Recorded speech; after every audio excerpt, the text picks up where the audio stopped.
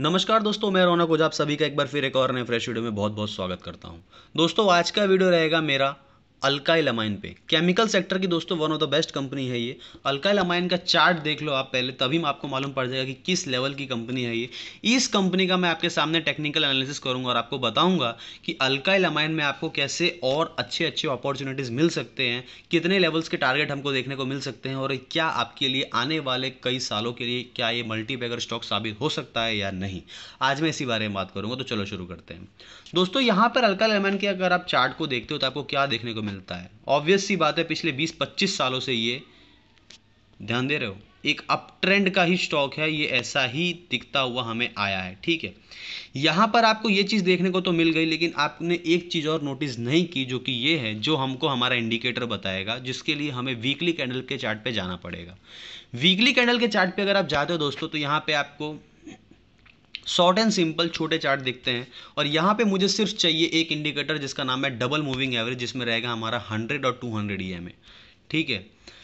200 EMA भी इतना काम का नहीं है, लेकिन 100 ईएमए बहुत काम का है। पिछले 10, माफ कीजिएगा, पिछले 22 साल का चार्ट मैं आपके सामने लेकर आया हूं।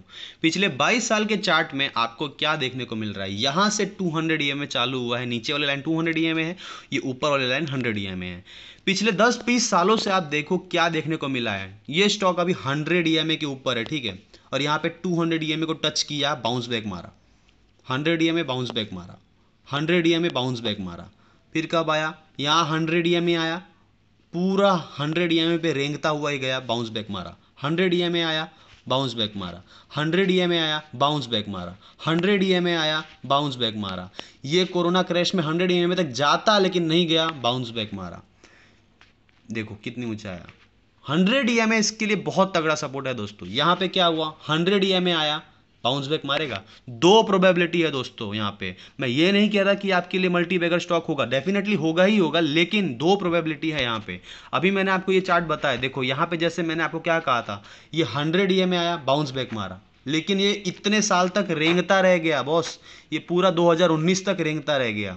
तो यहाँ पर ये एक कंसोलिडेशन फेज में चला गया। नो डाउट ये प्रॉफिट दिया लोगों को, लेकिन वापस 100 ईएमए पे एक बार वापस गया और फिर उसने पैसे को डबल या ट्रिपल या 4 गुना कर दिया है।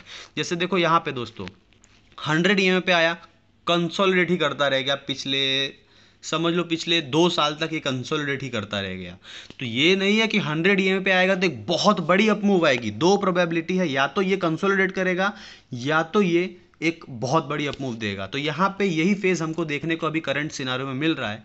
तो करंट सिनारियो में अगर हम बात करेंगे तो डेफिनेटली मैं आपको कोई बड़े टारगेट्स नहीं दूंगा। नो डाउट बड़े टारगेट्स इसमें अचीव होंगे ही होंगे, लेकिन प्रोबेबिलिटी ये भी है कि ये कंसोलिडेट भी करेगा। तो यहाँ पे हमको ये देखने को मिल रहा है कि ये बॉस एक ट्रेंड लाइन बनी यहाँ पे ऐसी, ठीक है, जिसका ब्रेकआउट अभी आ चुका है।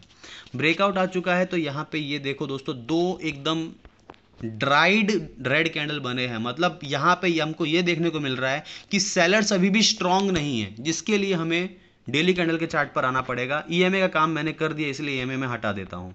यहाँ पर अगर आप ध्यान दोगे, जो मैंने ट्रेंड लाइन बनाई थी यहाँ पे मैं बना देता हूँ।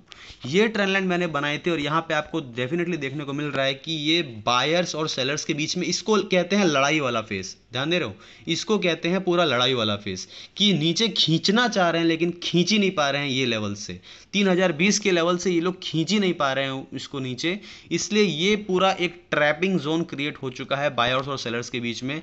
नो डाउट इसमें बायर्स ही मोटा मोटा जीत सकता है, ऐसी प्रोबेबिलिटी है। अब हमें यहाँ पर आना पड़ेगा इसमें 1.5 घंटे के चार्ट पे।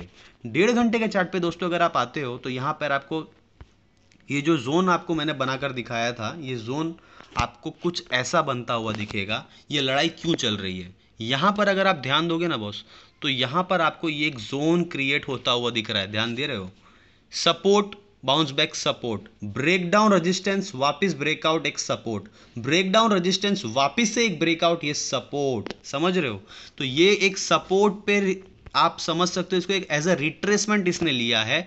और ये रिट्रेसमेंट का ब्रेकआउट यहाँ पर आ जाएगा तो बॉस ये कहाँ जाएगा आपको मालूम है। समझ रहे हो, यहाँ पर ये रिट्रेसमेंट का ब्रेकआउट आ जाता है, ध्यान दो, ये रिट्रेसमेंट का ब्रेकआउट यहां से ही आ जाता है, तो बॉस ये एक हाईली रिस्क रिवॉर्ड रेशियो के साथ आपको ट्रेड मिलेगा।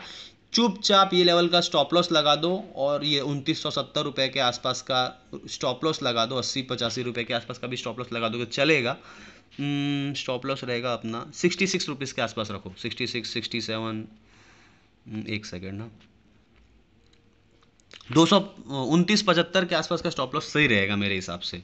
उतना स्टॉप लॉस रखोगे आप और आपको टारगेट पहले कौन से देखने को मिल सकते हैं, 29.75 का आपका स्टॉप लॉस रहेगा। बाइंग करंट लेवल्स पे करते हो 3050 के आसपास पे, तो आपको पहला टारगेट मिलेगा 3400 रुपये का और दूसरा टारगेट आपको मिलेगा करीब करीब 3750 रुपये का। ये दो टारगेट्स मैंने बता दिए। मेरा काम था डेली कैंडल पे अब चार्ट पे आने को। डेली कैंडल के चार्ट पे अगर आप देखोगे तो पहला टारगेट मैं यहाँ पे आपको मेंशन कर देता हूँ। पहला टारगेट ये रहेगा, ये निकल गया तो दूसरा टारगेट ये रहेगा, ठीक है। ये दो टारगेट्स तो आपको मानकर चलने हैं और ये दो टारगेट तोड़ता है तो तीसरा टारगेट अपना लाइफ टाइम हाई नहीं रहेगा, ये रहेगा, ठीक है। तो ये 3 टारगेट आप मार्क करके चल दो। मैं ये नहीं कह रहा कि ये 3 टारगेट नहीं आएंगे या आ जाएंगे, लेकिन बॉस ये 2 टारगेट ही अगर अचीव हो जाते हैं तो आप मोटा मोटा समझ लो कि 70% ट्रेड को वहीं पे एग्जिट कर देना, क्योंकि प्रॉफिट सेव करना भी दोस्तों मार्केट में एक बहुत बड़ी टेक्निक है। आप ये लेवल के टारगेट को लालच पाने के लिए आप अगर यहाँ पे स्ट्रगल करते रहोगे तो क्या पता यहाँ से रिजेक्शन खाकर आप जो 70% का प्रॉफिट था वो भी गंवा दोगे और स्टॉप लॉस आपका अपना 2970 का हिट कर दोगे। तो बॉस यहाँ पर आपको ये भी चीज़ ध्यान में रखनी है कि हमें हमारा प्रॉफिट भी सेव करते रहना है। पहला टारगेट अचीव हुआ, 10-20% डाइल्यूट कर दो, प्रॉफिट निकालो। दूसरा टारगेट अचीव हुआ, थोड़ा सा और डाइल्यूट कर दो, प्रॉफिट निकाल दो।